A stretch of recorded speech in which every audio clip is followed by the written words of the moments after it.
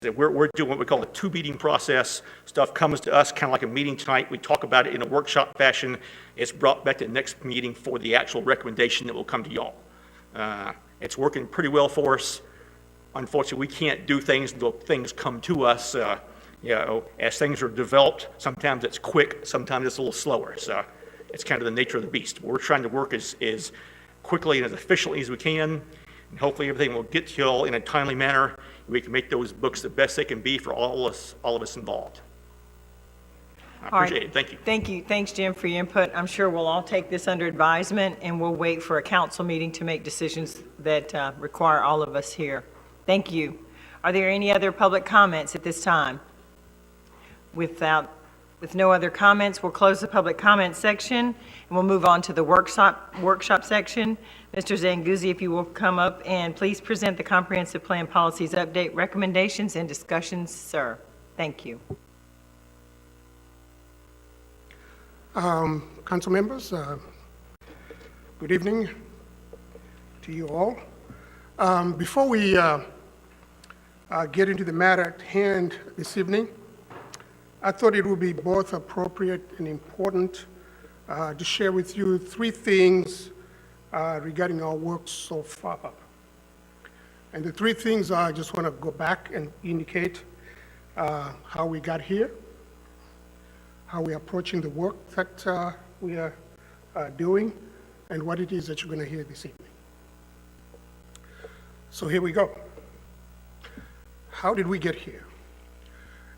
If you recall, for the last 3 years, we have been diligently and judiciously focused on updating and aligning the city's comprehensive plan, the future land use map, and the zoning map. And just to refresh everyone's mind, the comprehensive plan represents the city's land use vision. It is a document that contains the City Council's land use policies on how the city should develop over time. On that note, I'm happy to report that that work is complete. It's been completed at the beginning of this year. And I think the chair has just alluded to that we have completed those three things and we've got one more to go, which is the Land Development Code. And it is important to understand that the Land Development Code is the document that contains the rules, regulations, and standards on how to conduct development in the city. And the importance of updating that document is that it is the vehicle, the instrument through which we implement the comprehensive plan. To that end, it is critical that all these documents are consistent with each other. Now, as I previously noted, and I think the chair has also just done that, when the Land Development Code is complete, the rewrite is complete, it will be for the first time in the history of this city that all the land use documents that govern what you do as far as land use is concerned in the city will be consistent. And I can tell you that from experience, this is a task most communities fail to accomplish because it is political, it is hard work, and oftentimes you're caught between council changes and you just never get there. And so we've been fortunate with your help and a steady agreement with the city manager and staff that we've been able to get this far. How are we going about the task of updating the Land Development Code? Just given the magnitude of the task involved, staff approached City Council, if you recall, and you granted us our request to engage a planning consultant to work with us to develop a framework and a methodology to guide the drafting of the Land Development Code. Now, to ensure that that code is consistent and with the updated comprehensive plan, we, along with the LPA, are in the process right now, which will begin this evening, of reviewing all the comprehensive goals, objectives, and policies with a view to establishing whether any of those goals have either been accomplished, in the process of being accomplished, or have not been accomplished through the Land Development Code. I think this review is important for us to determine what area of focus for our efforts as far as the rewrite of the Land Development Code is concerned. With respect to the Land Development Code itself, our aim is to make it simple to navigate and read, and also make it as user-friendly as we possibly can. So, what are you going to hear this evening? First, you're going to hear our review along with the LPA's take on that, on which goals, objectives, and policies have been accomplished. And second, you're going to get our first shot at how the new chapters of the Land Development Code would look. So you have chapter 1 to look at. At this point, I'll ask our principal planner, Mr. O'Connor, to go through the details, and I look forward to a discussion this evening. Thank you.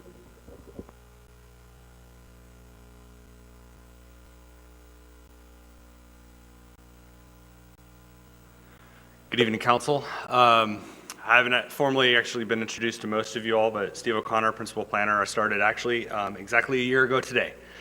So it's kind of an accomplishment for me to be standing up here today with you all. So thank you. Thank you, I appreciate that. Like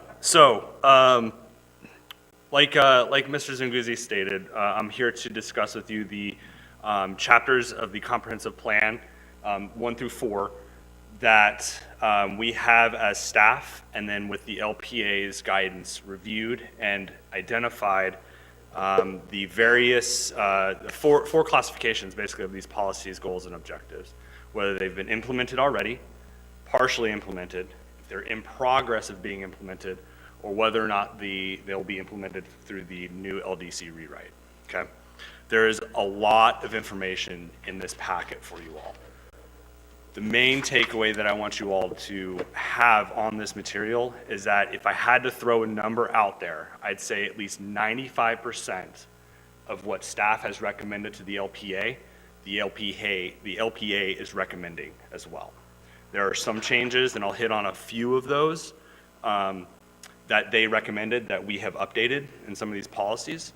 But for the most part, staff's recommendations through those policy discussions with the LPA, through the workshop at the first meeting, and then the formal recommendation at the second meeting, they have adopted and forwarding that recommendation to y'all. So like I said, most of these policies, goals, and objectives, you will see under the recommendation, this policy should be continued and further implemented through the LDC update.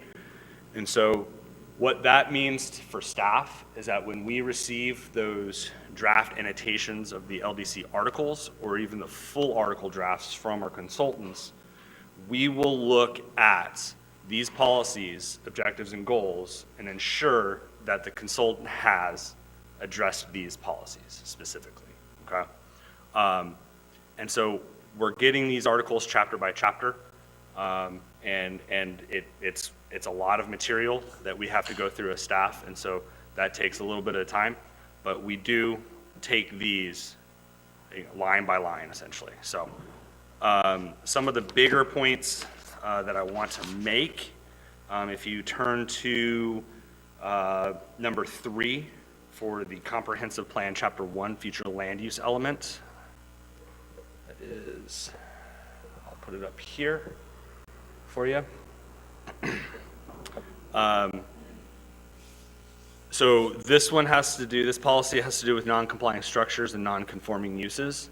And the recommendation from the LPA is the exact same recommendation that staff forwarded to the LPA, and that is that this has been implemented through section 7.13, non-conforming structures and uses, and that it should be continued to be implemented and furthered in the LDC rewrite. What that means is staff is proposed to 3TP, and they will be drafting a brand-new non-conformity articles. Article 3 is what it's going to be. Okay? And I believe they are currently in the midst of writing that full draft. We received the annotated draft for that with various policies and guidance that we drew from the comprehensive plan and from discussions. And then they are writing that full draft now. And so that should be coming here in the near future for staff review, LPA review, and then however it plays out to you all for formal recommendation. So I just wanted to point that one out. And then moving into partially implemented policies and objectives for Chapter 1, Future Land Use Element, number 2. Right here, I got it pulled up. This one has to do with preventing the deterioration, enhancement, and enhance the appearance of residential properties. So staff is also currently working on this one. I believe that you all are aware of the property maintenance code that we're recommending for adoption. And that property maintenance code does not specifically talk about just residential properties, but it also entails commercial properties. So this whole policy right here is being implemented through that ordinance that will be brought before City Council in the near future. It looks like this helps mirror the ordinance that we passed about the amount of vehicles in a front yard versus in the side yard, recreational vehicles as well. So that, Yes, ma'am. I was glad to see that. Yeah, and that's what we mean by partially implemented. So number 2 is under the partially implemented policies and objectives. So we recognize that some of this policy has been. There's just more that needs to be done, and we as staff feel that this property maintenance code that we would like to adopt will address this fully. So. And I've been out of this for 4 or 5 years. Do we still do an ear? I thought that requirement went away. There is an ear. I believe it's Required every. to do one? It is a requirement. Yeah, we just did one a couple of years ago. So when's it's the every- next one due? No, I thought, well, let's see. What's in here? Evaluation and review. It's a state requirement that every, between the duration of the comp plan, that you periodically review it to see how far you are progressing as far as implementing it. Yeah. Yes. Yes. It is still a state requirement. Yes, sir. And that also brings up another very good point that I was going to bring up later, but might as well address it now since you brought it up. At the most recent workshop with the LPA and then forward with the formal recommendation, follow on, the LPA recommended that per staff, that all those timelines that are in these policies, like you see in this policy 1-1.22, prior to the next year or within 1 year or within X time frame, that language get removed. Because the reason behind that is that if you have 20 different of these policies that state that this must be done within this year or within 3 years, it really bogs down staff. It's required that we have to comply with this document anyway. So it will, and we're getting there. As Mr. Zunguze stated, as a city, we're getting better at it. And this last step is getting this LDC redrafted, rewritten, and adopted, and we will be more compliant than most cities. So thank you for bringing that point up, sir. The next one, and if there's any specific policy or recommendation that you'd like to discuss, feel free. I'm just kind of hitting the highlights. Let's see here. It is future land use element policy in progress, the second policy. So let's go to that one. That is this one, coordinated land use planning. So the recommendation here is that this policy is currently being implemented through Ordinance 20-02 PC and the LDC update. That PC ordinance is the planning areas that the council has adopted on first reading, and it will be sent to the state for their first 30-day review. We had to hold off on that one because we first had to get the property rights element finalized and officially through its appeal period. And that is finally over as of the second week of June. And so we're going to be submitting the planning areas now for review, for first review with the state this week. So. And that was directly as a result of the legislative action by the state at this last session, correct? Yes, Mayor. Yep. So that this policy right here will be implemented and furthered through that adoption of the planning areas that you all have already seen and will see again on second reading. So. The next one, policy and objective, recommend for removal. Number 1 right here. So Article 17 in our current LDC is a bunch of checklists for development. And basically what that means is when a developer comes in, we direct them to this article, or we hand them a document that's an outline of this article to say, you need to submit X, Y, and Z. If we ever want to change that, we have to amend the LDC to do that. That's a daunting task, especially as things are identified, new requirements pop up at the state level, local level, federal level, things like that. And so what we are proposing, and we've spoken about this before, is a design manual that we take all those technical drawing, technical aspects that are engineered, best practices that really you can't deviate from, you shouldn't really deviate from, and put that in a design manual.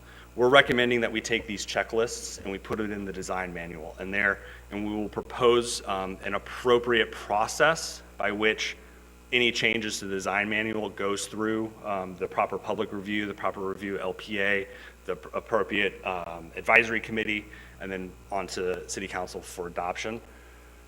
And so it just makes it a little bit easier rather than going through a whole LDC amendment just to change a requirement to submit a new document for development. Where in this would changes be made if we wanted to require different types of signage, if type of trees and stuff that you would plant in a commercial and or residential area? Where does that fit in the manual? Yep. So basically the direction that I'm looking at this and that I've kind of taken staff and Mrs. Zunguzi and I have spoken about is if there is a specific design to it, take your tree example, a species, right? It's a specific tree species. That would be in the design manual. So if we identify right-of-way trees, and we do in the LDC, these are appropriate species for the right-of-way. Well, maybe that species is actually no longer appropriate for the right-of-way because we planted them 25 years ago and now they're tearing up the streets because of the rooting system, right? Well, we have to amend the LDC to change that. So again, that specificity would be in the design manual. Another example would be, okay, in this area, let's say planning area, say the harbor, we require X amount of wide sidewalk. It has to be that big. That would go in the design manual. The requirements in the LDC would state that you must meet the minimum standards as outlined in design manual section, blah, blah, blah, blah. And that's the link that we would get at to have the teeth to require that minimum width of a sidewalk in that area of town. Along that line of thought then, say like in the Harbor District, we're changing the view corridor under Granting 98, and if it was the council wishes, we may consider of course, we are considering it, no more digital signs, signage. Where would that, you know, what process or where would that be in the design manual? Is that something the council would interject at first reading, or is that something that it would be a subject of its own that we would do and give direction to you to make those changes to the LDC, that in this particular area, this is the kind of signs that we're gonna have that can only be X tall and this wide and indirect lighting to you know, to get a look So for a district? I can't give you a definitive answer just because that's such a specific, I'd have to take a look at the broader, you know, the broader idea of that and get into the nitty gritty of each thought process. But as far as signage goes, I would recommend keeping sign regulations in the LDC. Just for the mere fact that signage is a rare beast. You're dealing with about 3 to 4 different actual constitutional rights with signage. Not just the ability for someone to speak, but also people's right to, the First Amendment is also about people's right to receive information as well. Right. And signage gets into that. Well, just So- for an example, I mean, you can go anywhere, you know, the Galleria in Birmingham or even in South Walton, they have certain requirements, certain type of colors you can use and brick and that kind of stuff. And we have a vision that we've established through our visioning of what we want our streets to look like. We haven't really addressed the Harbor Okay, District. I see where you're going. Okay, sorry. Along those lines. I'm full circle now. I gotcha. So if you're talking about specific materiality, that would be design manual. Okay. That would be design manual. And where do we interject that as a council? Where would that subject come at now that we're rewriting the LDC? Because we're talking about doing something that's never been done in a particular area. I know I'm being vague at this point, No, but it's- I think through our visioning. I think the we've got answer an to the idea. question is that when we get to the chapter that currently contains the sign regulations, we will discuss that and the design manual relating to that chapter at the same time. And so that's when you will provide that input. It'll be a part of, what chapter is signs offhand? Signs is 16, Article Okay, so when 16 we right get to now. chapter 16, we'll have this whole discussion. But staff and I have been talking about the sign code already anyway, because we know that's a major issue. That's like chapter 8, which deals with roads, transportation, traffic, parking. When we get to chapter 8, we're also going to discuss that hot button issue. So that's kind of how it's coming. Yep. Okay. Just the other thing, just to point out, is that when the LDC is adopted, you would have seen every chapter in there and given you yes or no to it, as well as the design manual as well. Now, will some of that be done in the workshop format, or will we be doing it during regular councils? We'll The be way- taking these chapters one at a time? The way it has to go is that nothing gets formally changed outside of a formal, regular council meeting. However, the plan that staff has is to take you 2 chapters at a time, basically, for each chapter. But then when you get the actual regulations, that part will be outside of a workshop, of course, because you can't take action here. Right. So you'll see every chapter in a workshop, and then the regulations will be approved in a regular meeting. And doing it that way, what's the timeline to rewrite this LDC? Just, I know that's a vague and tough question to answer. Well, but- Mayor, it but what kinda would be depends on your- you. What would be your ideal timeline? I Right- mean, I right- think Yeah, right now, I'm looking at 6 months. being done by probably early next year. Yeah. that's That's pretty aggressive. That's Yeah. the pace we're on. But then we could get bogged down depending on what the LPA does and what you do. Yeah. I was just trying for this is a workshop format, just kind of paint a picture of how the process works for everybody up here on the dais and what to expect. Because I think we had a council meeting where we talked about the timing for the actual ordinance, and we talked about it coming in January. That's our goal. But if we have a back and forth with council, which is not a bad thing, and we keep making changes and significant discussions are had, it could take longer, and that's not a bad thing because we want to do it right. But our goal is to start with is January. Yeah, seeing how it hasn't been done in 25 years or something. Exactly. You might as well try to get it right the first time. All right, anyone else? Seeing him? Yeah, I just want to ask, just so I understand, so, because I'm very familiar with pattern books or what, every PUD, Rosemary, our design manual was bigger than our, governing documents for the whole town. But just so I understand, we're gonna have a design manual that has overarching, okay, you can't put these kind of trees anywhere in town, or you can put these kind of trees. And then it's gonna have design elements inside of each zone, so that in the harbor, you have to have, because really it describes what these things normally describe, are the envelope of the building.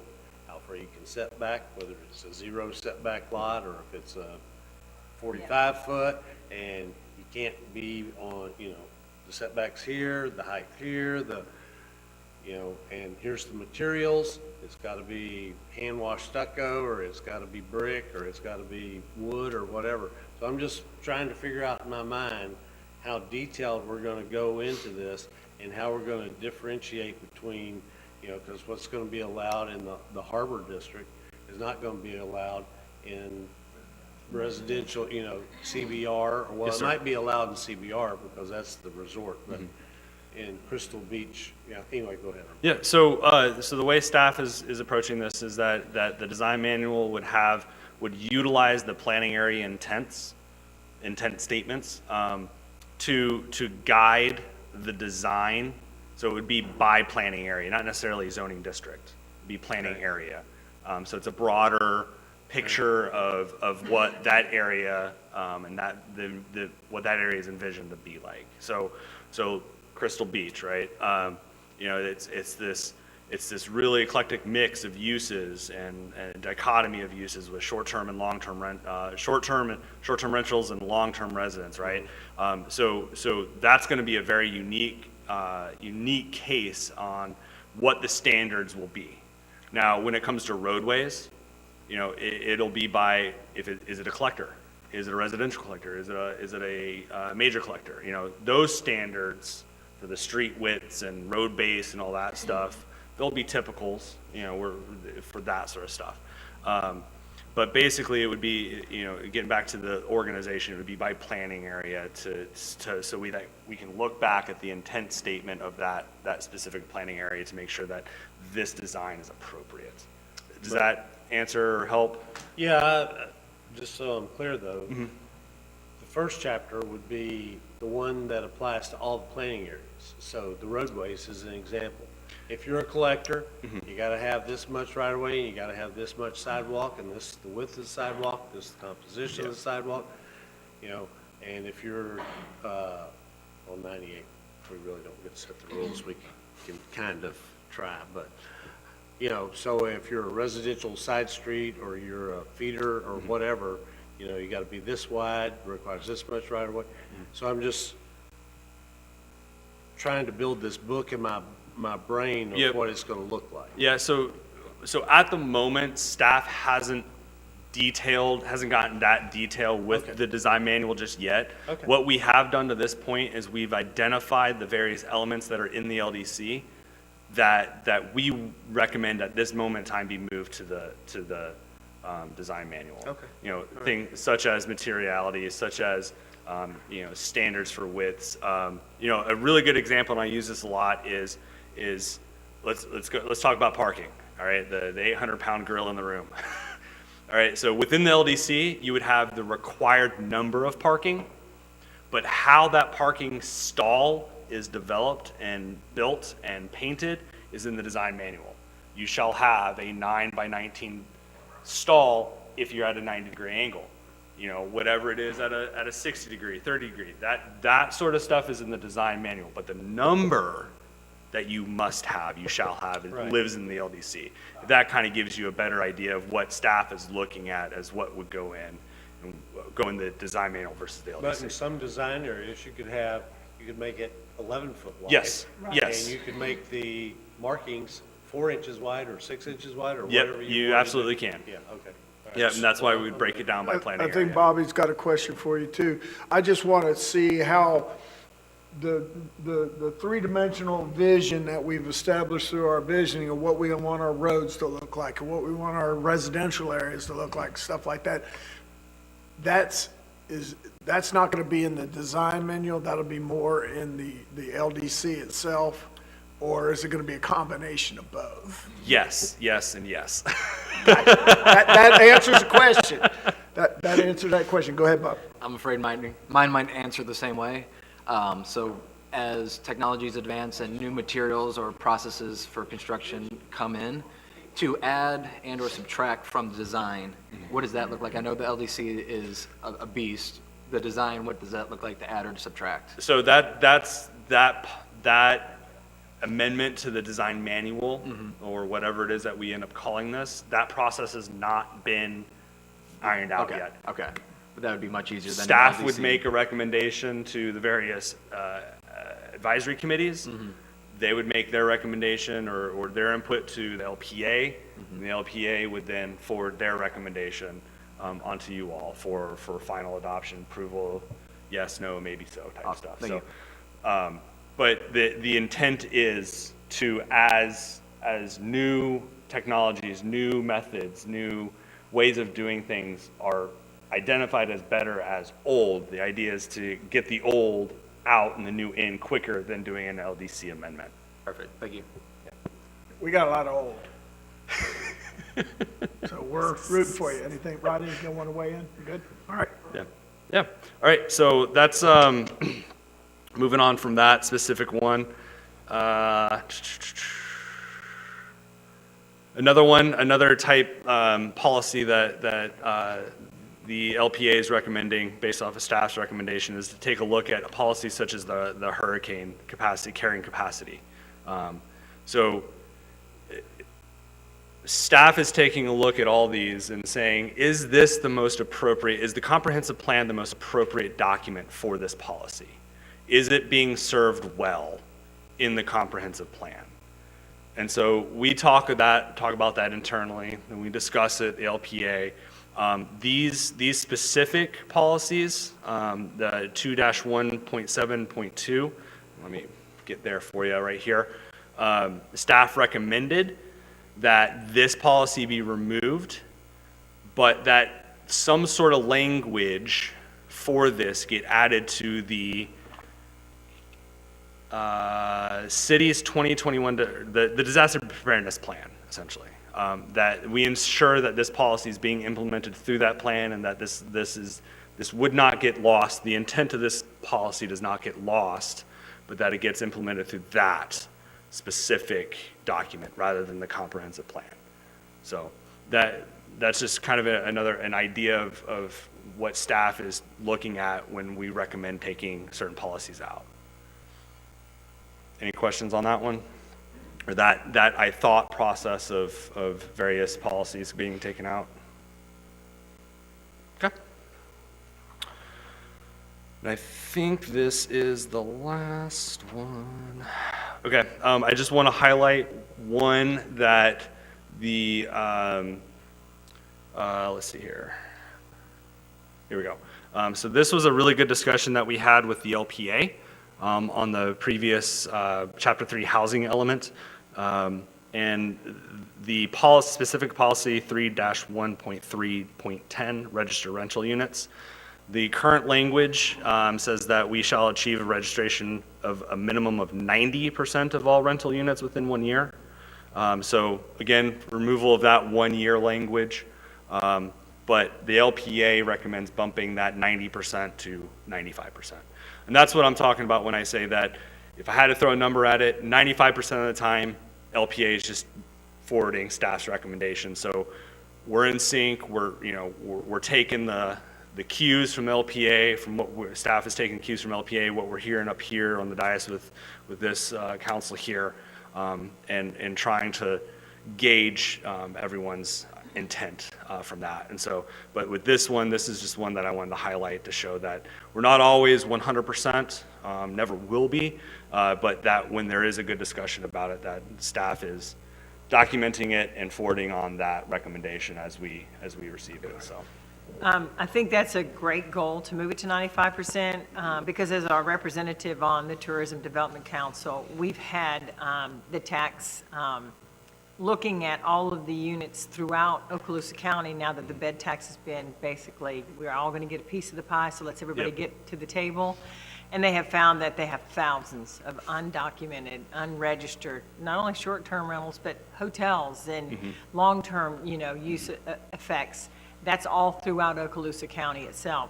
So I think us being aggressive and moving to 95% is a win, because that's in the right direction. And I think we're going to probably see over the next year a whole lot more coming to the table just because of the Absolutely. taxing requirement. Absolutely. And so taking that language out, the one-year deal, that just gives you, the staff and in the city, the flexibility to stay on it, trying to reach that goal of 95% without that deadline per se. Exactly. Yeah, it relieves some pressure on staff a little bit. That, when we get to the EAR, the evaluation and review. Okay. That when we get to that point, that the state, when they review it, they're like, well, you haven't done this one because you said you had to do it within a year of adoption. Well, you didn't get to this one. Okay, so Destin, you're failing. It kind of gets rid of that pressure on staff, while with the understanding that we are working towards getting these implemented, and the LDC rewrite is really going to be the vehicle by which we do that. So. Because your effort to get to that 95% never changes. It's the same every day, day after day, Yep. year after year. Yep. Yeah, Yep. during the life of that plan, every plan has got a 10, 15, or 20-year plan, timeline. So during that timeline, you're saying you're going to aim to accomplish the 95%, right, or whatever else you have.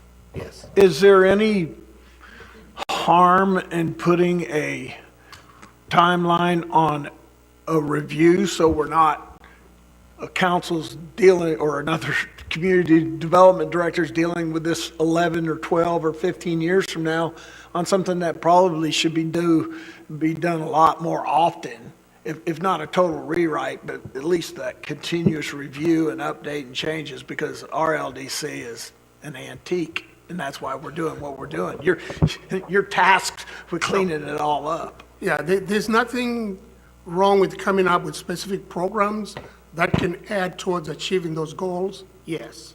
But to say the whole 95% mark to be achieved within 1 year, that's unreasonable, because you need a number of programs and initiatives to accomplish that.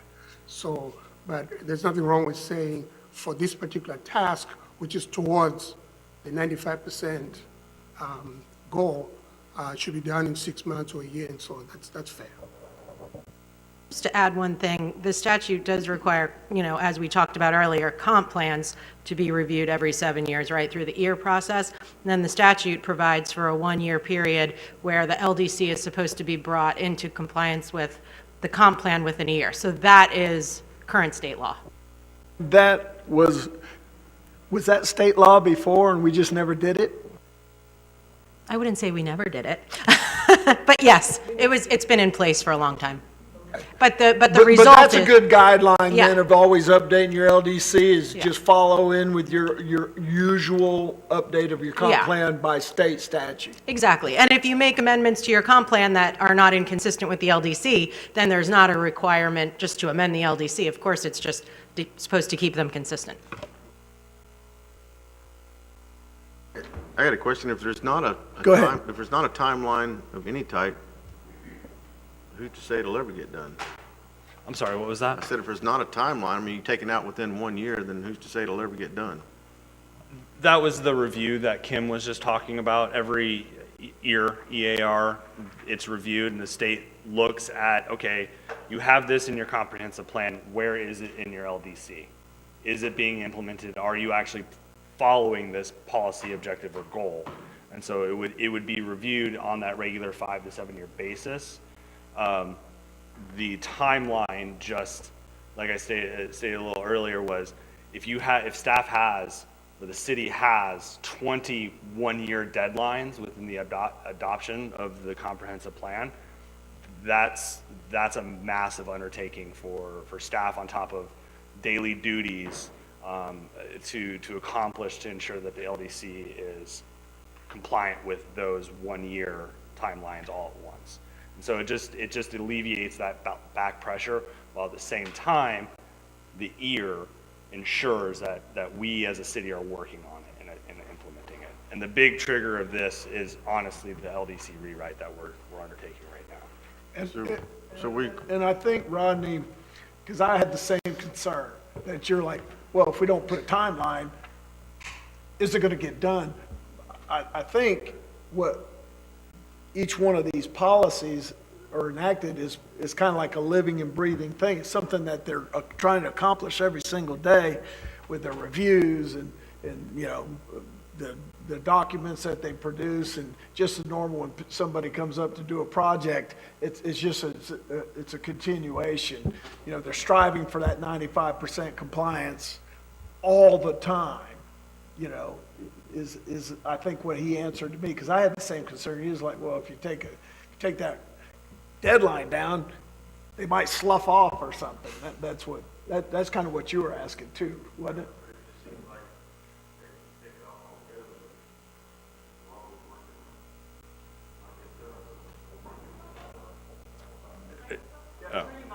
It just seems if we took that off, that we have that outlet to say, well, we're working on it. We're not there. We're 40% or 50% or 6%, but we're working on it. And 6 years down the road, well, we're still working on it. And am I right? Am I wrong? Or You're not wrong. You're not wrong. We as a city should always be working on implementing these policies, always. And they'll, you know, the state knows this. We'll never be 100% compliant. No city really would be, and if they say that they are, good on them. Awesome, good for you. But that's just not realistic. So we as staff take it upon ourselves to ensure through the projects that we bring before you all for approval, they're compliant, right? And then the changes that we're making on the back end with the LDC are compliant with the comprehensive plan. And then to ensure that the policies within the comprehensive plan are actually still working for the city. And if they're not, then it's our job to notify you all and let you know that, hey, let's have a discussion about this. Let's, you know, this staff is seeing this. What say you? And so taking the timeline out is not a, okay, staff, you get a break. You don't have to do this now.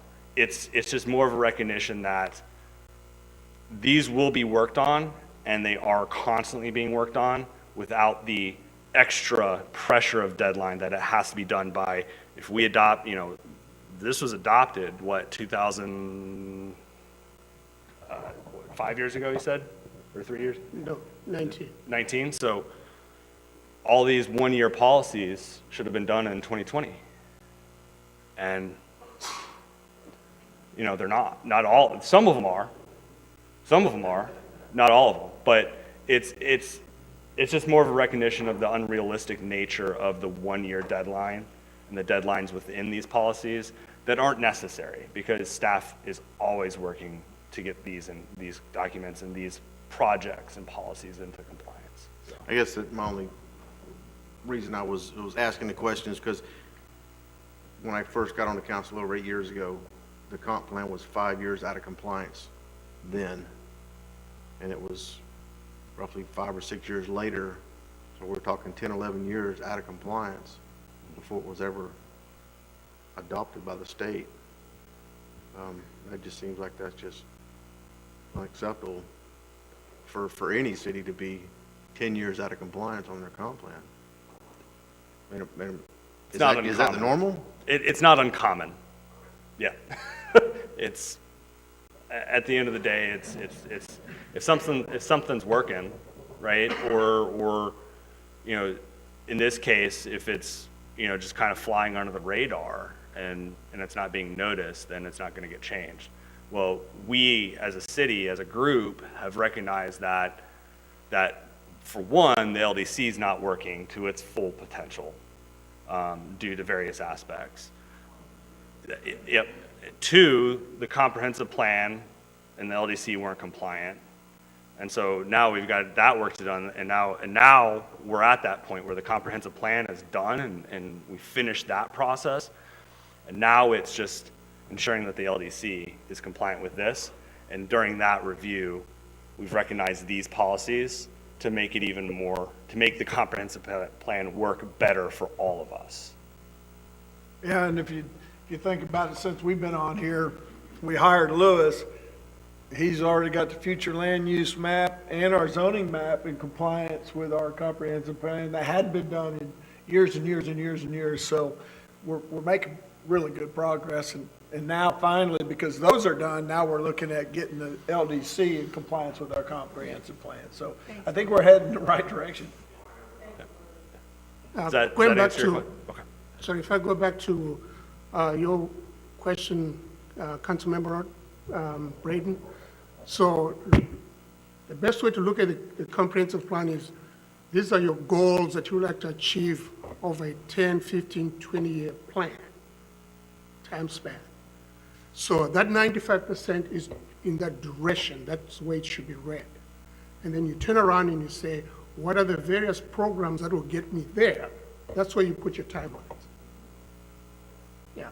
Your benchmarks then, that you review constantly and say, am I getting there, am I getting there? Most communities make the mistake of trying to have that type of situation where everything is within 1 year. We have over 48 policies. There just is no way. It's just setting yourself for failure with the state.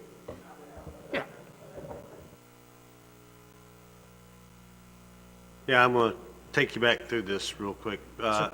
First of all, you and Lewis, and probably Kim, Webb, Lance, you've done a great job, so I want you to take my observations with a grain of salt, okay?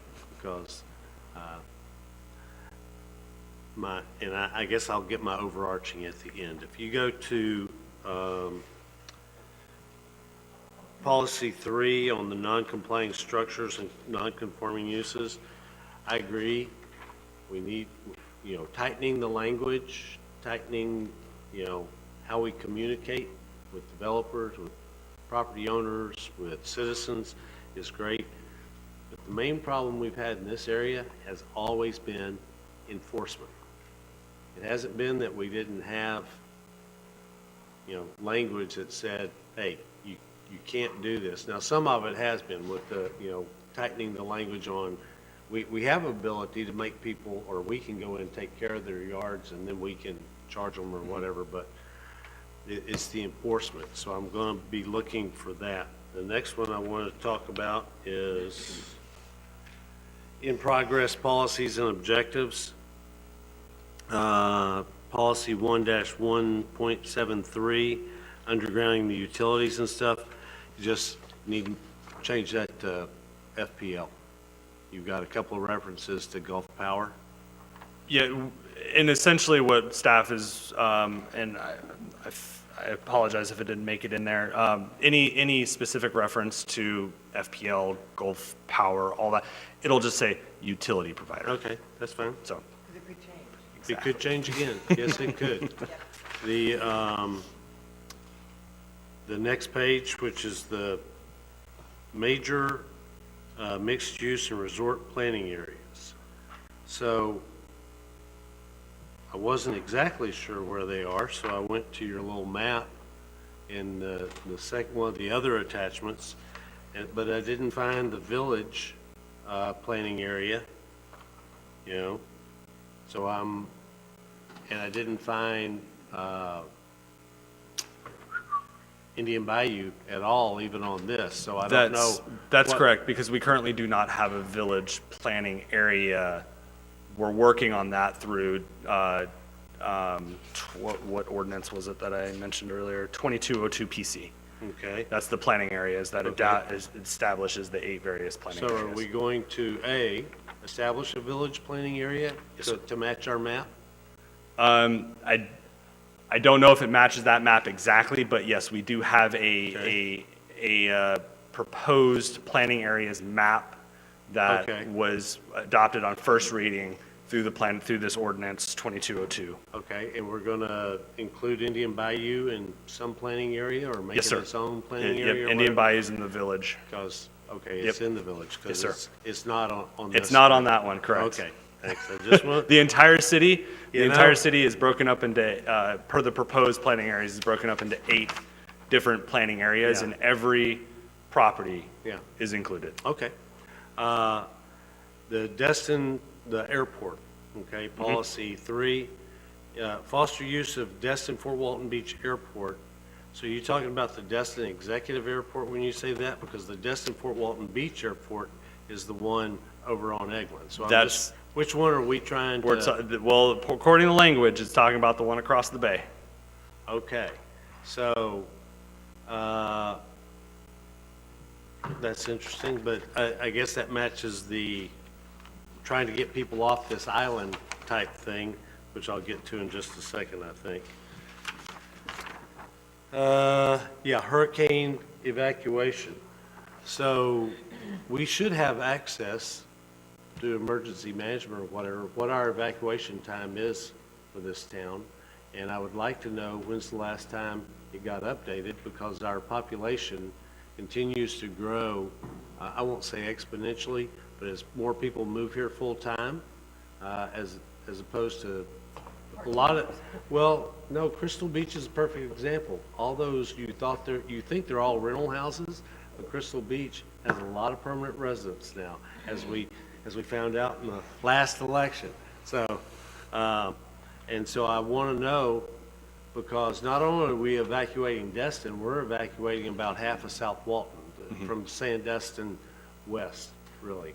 And we ought, one of the things I've always thought, we should be standing up and down, jumping up and down, telling the state, you need to put another span. You know, Jesus, Walton County did it, didn't have to, you know, all they did was a half-cent or penny sales tax for 3 or 5 years, and they paid for that stupid thing, and we can't even get the bridge authority to get us. We don't have the capacity to evacuate this place if a storm comes here. Jim, I think Webb and Lance just went to a state hurricane disaster preparedness deal. So would you like to answer that question before we go any further? Jim's still got more stuff to go over. Would you like to answer some of that stuff? Yes, Michael and I just did go to a hurricane exercise, and Michael is the emergency manager. I think he has some information on this. Sure, to. Boom! It's fine, it's fine. To answer Mr. Bagby's question, the local mitigation strategy for Okaloosa County that does include evacuation was updated in 2021, so it is pretty new. The evacuation routes are actually printed in our hurricane guide that we have printed copies, and we've shared that on Facebook and Nextdoor and on the website. And to kind of jumping off of your question, the approved evacuation routes for Destin are all to the east, with the exception of the Mid-Bay Bridge. So going over the island into Fort Walton Beach is not on that map. That's not a Yeah, I'm not worried about recommended path to take. But no, it's in the evacuation, that we have an evacuation map in the hurricane guide, and the Okaloosa County Local Mitigation Strategy is available on the Okaloosa County website. Yeah, and Michael, if memory serves me correctly, the population they used was the estimate, census estimate from 2014, okay? Which is insufficient. Okay, 7 years ago, the population of this town is a lot more of this area. Not, because remember, it's not just this town, it's all those houses in Kelly, all those houses in Regatta Bay that have been completed, and oh, by the way, they're still building in there, okay? So I understand what you're saying. They have checked a box. They submitted a mitigation strategy. It is a flawed mitigation strategy, and I would just like us to emphasize with them that they need to figure out, I don't care if we keep the bridge authority, get rid of the bridge authority, have the state, I really don't care. That's not my fight. But my fight is getting people off this island, okay, in a storm. And we do not have the capacity that we need to have. And that ought to be something we're bringing up with the county and with the state. That's my only point.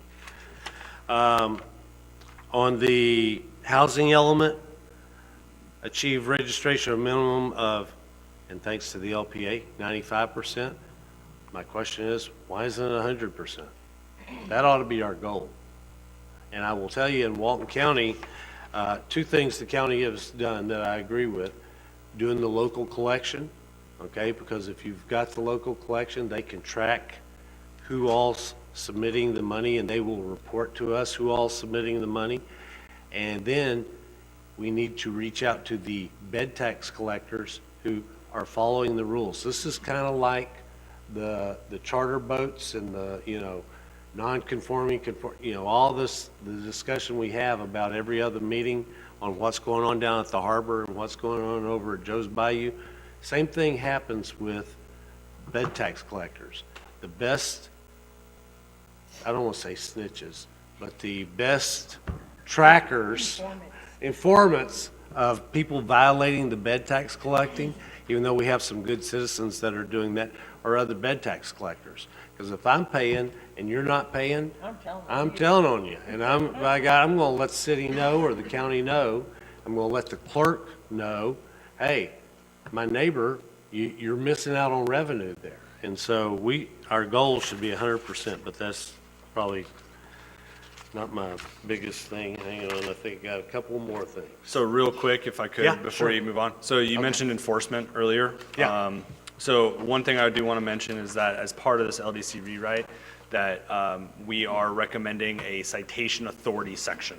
Okay. That takes all the various enforcement actions that are authorized currently, but also adding new ones and putting it into one section so that that's easy for code enforcement Yeah. in the field. Because right now, part of the problem is, what are they violating? Well, Yeah. got to call planning, got to call so-and-so, got to call whoever, right? And they're like, well, what's going on? They take a picture, snap it, well, I see this. Oh, well, I see that. Well, don't forget, chapter 8. Well, what about chapter 16? Oh, so it's all over the place, right? Right. And so that's, I'm not saying that's going to be the end-all, be-all, but that is one step that the LDC rewrite will take towards improving enforcement, is that citation authority section. Okay. And then we talk about review library impact fees. I thought we were reviewing all impact fees. We right? are. Okay, we just hadn't gotten to that far because the only sheet where it's called out is on the library impact. Yeah, and I think on that one, it states that this policy is currently being worked on through the current impact fee. The Yeah. study also includes all impact fees currently being Right, collected. So, right. so yeah, that's. So I this guess is my just- question this- is, why did we just call out the policy that dealt with library impact fees? Maybe Because that that's- was the only policy that was identified as partially being implemented. Okay. So, so that's why that's there. It's not that we weren't recognizing the other impact fees. We were just recognizing that this is the one that partially hasn't been, or it's partially been implemented, but it's been a minute. Okay. So, So now my last point is kind of a general point. Our responsibility is to set y'all up for success, the staff, right? And y'all are doing a great job. And, this proves it. If we can get everything aligned, all the stars aligned by next January, it will be a monumental achievement. Y'all's responsibility is to help you be successful. And so when y'all send us this, you know where I'm going with this, because I'm not real smart, but I work real hard, and I try to come prepared, and I can't digest this in the 16 or 17 hours, or I'm sorry, 24 plus 5, 29 hours that you gave me this to help you so that I can ask questions and say, hey, explain this, I don't understand this, or I don't understand that, or whatever, what's this design book thing you're talking about? And I'm the same way on the budget. If you don't I have to have a weekend, because I have a real job, as do a lot of people up here.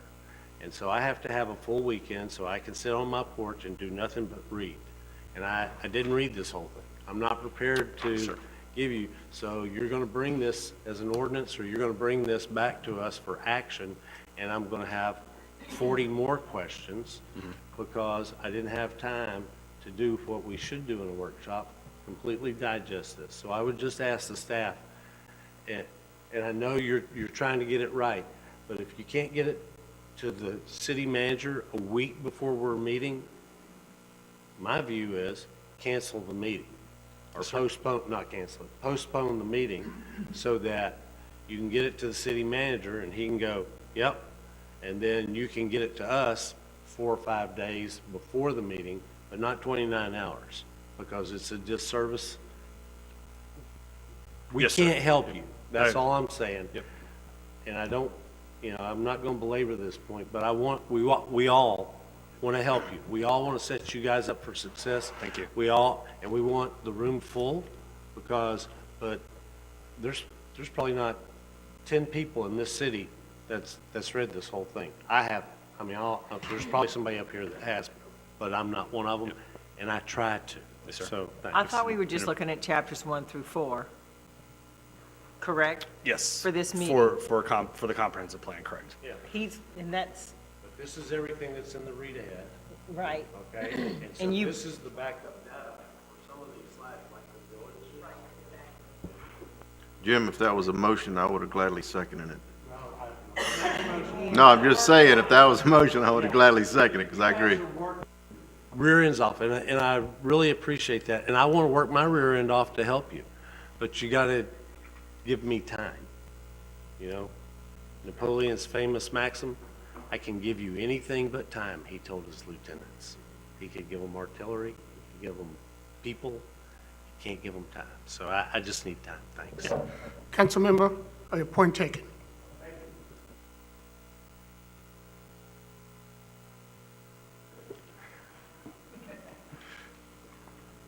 So that's all I have for comp plan, unless anyone wants to discuss anything else.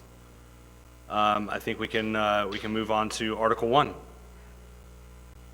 All right. So you do have the full draft of Article 1 for the new LDC rewrite. There were no comments from staff on this. It was reviewed by legal and for sufficiency, and it all works. So really, this is just kind of a showcase, an example of how the LDC will be organized, formatted, and just kind of give you a little bit of a preview of that. But other than that, that was really the point of bringing Article 1 before you. All right.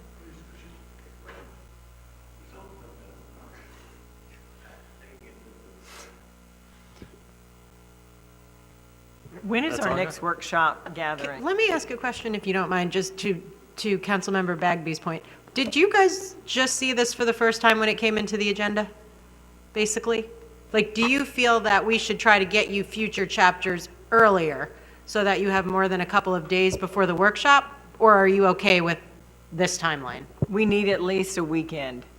We Not can't. enough. Is a weekend enough A for weekend- council? A weekend would be better than getting it and then having it re-updated and then sent to us, because like Jim, I have an all-day job, and I already had to miss 2 hours this morning for another meeting that I had to go to. So no, I didn't get to read through this. I was looking for the highlights, thinking he was going to cover, here's the main things that we've got to fix. So I'm almost wondering if it should be a week. I mean, because we can get it, maybe we shouldn't like have the workshop until you've had the stuff for at least a week. That's my point. Okay, so that's an improvement we can make for I next mean, time. normal meeting documents we get on Thursday, which This is is not your Thursday, normal. Friday, Saturday, Sunday. We're getting that. Yeah. Our normal city council meeting stuff, a minimum of 4 days prior, and this is probably Way a more little more. intense. A little more intense, a lot more information, and there's a lot of changes that you guys are recommending, so probably a good 7 days might not. Like if we're gonna have a workshop or a thing on Monday, the prior Monday is probably when we ought to get the document, and give Okay. people time throughout the week to truly dig in there and digest it all. Yeah, And then because we'll that see would how help. long Mr. Bagby's list will be then. Well, see, we can give you time. Well, more than that too, is it allows us to reach out to Lewis or the planners or Kim during that week period to ask a specific question on a specific document. Well, and I would think that we would follow the council meeting process is if you get it to us a week ahead of time, you schedule us for one-on-ones, because I don't want to sit up here and ask you 40 pages of questions. I want to help you. I want you to be successful when you get up here, but workshop doesn't kind of work like that, but I'm more than willing to sit down one-on-one or Zoom usually and ask my 40 questions before we get to the public meeting. If this place was full, I wouldn't even brought this point up. I would have grabbed Lance, and I probably would have grabbed Lewis after the meeting and said, hey, I'm not happy with this, but, I know these two guys, so, and I think that there's probably nobody watching, so. We can do that, though, and does everyone on council like that idea? Does everyone want to be sent? I mean, and if you don't, you can always decline it, so, okay. Thank you for the input.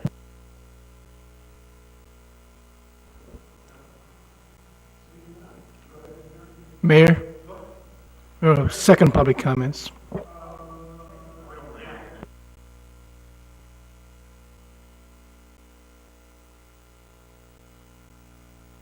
I'm on. Any round two, the last public comments before we adjourn the meeting? Seeing none, meeting adjourned.